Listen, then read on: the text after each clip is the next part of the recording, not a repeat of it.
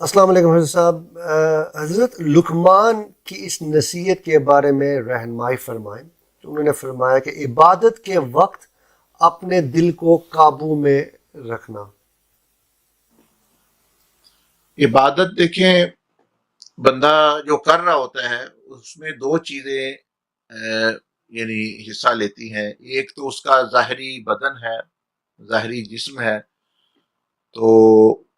وہ جسم کی عبادت ہوگی۔ مثال کے طور پر بندہ سجدے میں گیا، یا اس نے صدقہ دیا، یا کوئی اس طرح ذکر کر رہا ہے، زبان ہلا رہا ہے، تو زبان کا ذکر جو ہے۔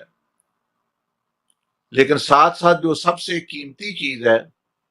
وہ ہے دل، کہ دل میں نیت کیا ہے، اس میں کوئی اور غرض تو نہیں کہ عبادت میں جو ہے اور غرض تو نہیں اس سے بندہ عبادت کر رہا۔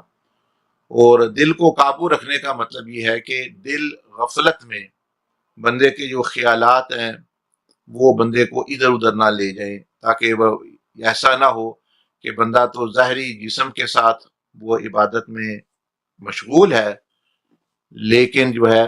جو عبادت کی روح ہے اس کو حاصل نہیں، اس کا دل کہیں اور چلا گیا، کبھی ادھر چلا گیا۔ تو اس کا قابو کا مطلب یہی ہے کہ وہ اپنے ذہن میں یہ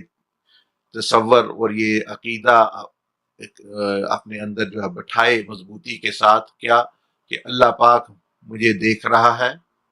اللہ پاک سن رہا ہے، اللہ پاک میرے ساتھ ہے، اللہ پاک جانتا ہے جو میں جس سے گزر رہا ہوں۔ تو مطلب کسی بھی اللہ کی ذات کو یا صفت کو یاد کرنا، تو بس یہ دل کو قابو رکھنے کے کا مطلب ہے کہ وہ پھر ادھر ادھر نہیں پھر وہ جائے، اگر چلا بھی جائے تو واپس جو ہے وہ اللہ کے دربار میں کھڑا کر دے۔